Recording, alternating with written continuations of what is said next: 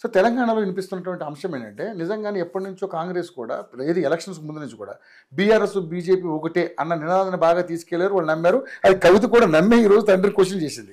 ఇలా అంటుంటే కూడా మీరు తిప్పికొట్టలేకపోయారు, నేను జైల్లో అనుభవించిన ఆ బాధలన్నీ కూడా బీజేపీ వాళ్ళని అనుభవించాను, కానీ బీజేపీని ఒక పల్లెతో మాట కూడా నేను అంటలేరంటే అంతర్గతంగా ఏదో జరుగుతుంది, బీజేపీతో లాలూచి పడతాడు కేసీఆర్ గారు అనేది వస్తుంది సార్. మీరు దానికి ఏమైనా మీ ఒపీనియన్ చెప్పండి. నేనేమనుకుంటున్నా అంటే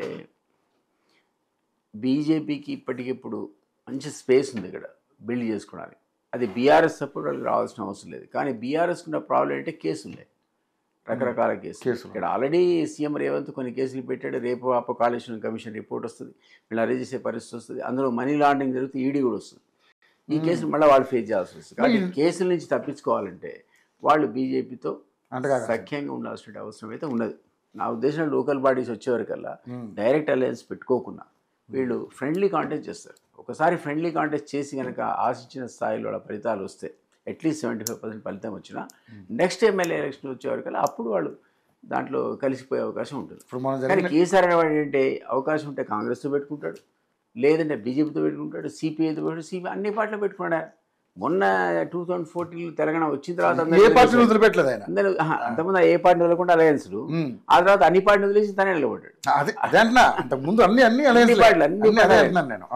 అన్ని పార్టీతో అలయన్స్ పెట్టుకున్నాడు. కాబట్టి ఆయన మనం అంత ఈజీగా అంచనా వేయలేం.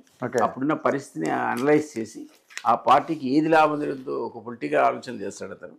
దానికి అనుగుణంగానే ఉంటుంది తప్ప ఇప్పుడేదో రెండు ఇన్సిడెంట్ చూసి మనం బీజేపీకి అనుకూలంగా ఉన్నారని వీలే. అంటే మనం చూసాం సార్, ఎందుకంటే పార్లమెంట్ ఎలక్షన్స్లో స్తబ్ద్ అయిపోయారు వాళ్ళు, ఎమ్మెల్సీలు కూడా స్తబ్ద్ అయ్యారు. వాళ్ళు అసలు కాంటెస్ట్ చేయలేదు, గ్రాడ్యుయేట్ అదే అంటున్నాను సార్. అంటే ఇండైరెక్ట్ గా సపోర్ట్ చేశారనేది ఇప్పుడు పెద్దగా వస్తున్నటువంటి అంశం. మొన్న కూడా అందరూ చేయకపోవడం వల్లనే వాళ్ళకు అన్ని సీట్లు వచ్చాయి కదా పార్లమెంట్లో. వీళ్ళు బలంగా ఎక్కడ కాంటెస్ట్ చేయలేదు, సింబాలిక్ చేశారు, ఓట్ ట్రాన్స్ఫర్ చేశారు అంతే. ఓట్ ట్రాన్స్ఫర్ దానికి ముందు ఏదో ప్రెస్ మీట్ పెట్టి మేకపోతే గాంభీర్యం చూపించారు. 12 సీట్లు వస్తాయని ముందు 8కి పడిపోయారు ఎవరు కాంగ్రెస్. దానికి కారణం purely vote transfer. Master minds commerce చదవాలనుకునే 10th ఇంటర్ విద్యార్థుల తొలి ఎంపిక. అది వాళ్ళ కాన్సెప్ట్ లేకుండా అంత పెద్ద ఎత్తున ఓట్ ట్రాన్స్ఫర్ కాదు. కాబట్టి బీజేపీ వైపు ఎందుకు చూస్తున్నారంటే అవుట్ ఆఫ్ కంపల్షన్ వాళ్ళ మీద కేసులు తప్పించుకునే భాగమే తప్ప వేరే పెద్ద పొలిటికల్ ఐడియాలజీతో పోవాల్సిన అవసరం ఉందని. కానీ ఆ ఐడియాలజీ ప్రకారంగా పనిచేస్తారు కానీ అనుకుంటున్నాను. ఓకే.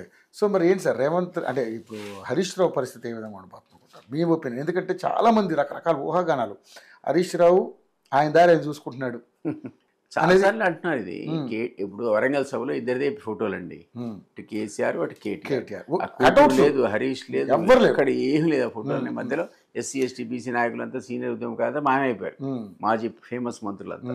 ఒక ప్రమోషన్ కింద మీటింగ్ పెట్టినట్టుగా మనకు కనబడదు అందరికి. ఆ టైప్ ఆఫ్ సిచ్యువేషన్ హరీష్ అనేవాడు టాలరేట్ చేయలేడు. ఆయన కేవలం ఇంతకుముందు చెప్పినట్టు కేసీఆర్ అనేవాడు ఉంటేనే నలుగురు ఆ గొడుగు కింద పనిచేస్తారు. కేసీఆర్ గొడుగు పక్కకు తీసేసి మావాడు కేటీఆర్ అన్నా లేదు కవిత అన్నా ఒక్క ఉన్నాడు అందులో. వాళ్ళకున్న శక్తిని బట్టి ఒక 10 మంది పోవాల్సిందే తప్ప వాళ్ళ ఇండివిజువల్ శక్తిని బట్టి. అదర్వైజ్ మాస్ మైగ్రేషన్ చేసి వీళ్ళని ఒప్పుకునే లీడర్షిప్ ఒప్పుకునే పరిస్థితి ఆ పార్టీలో ఇప్పటికీ ఇప్పుడు లేదు. కేసీఆర్ జరుగుతాయి కుమ్ములాట. ఒకవేళ నిజంగా సార్ కేసీఆర్ జరిగేది అనుకుందాం సార్, అయితే చీలిపోతారు ముగ్గురు మూడు వైపులు.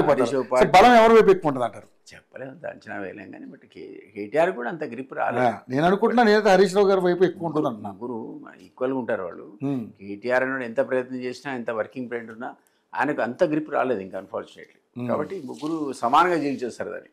దానివల్ల డ్యామేజ్ అవుతుంది, 3 ముక్కలు అవుతుంది. అందుకే 3 ముక్కలు అటు అయిపోతుంది. సో బీఆర్ఎస్ పరిస్థితి ఇంకా దారుణంగా ఉండే పరిస్థితి కనపడుతుంది ఫ్యూచర్లో. కేసీఆర్ నాయకత్వం నుంచి తొలగితే అది కొలాప్స్ అయిపోతుంది. సోకాజ్ నోట్లు ఇస్తానంటున్నారు, నిజమేనా సరే?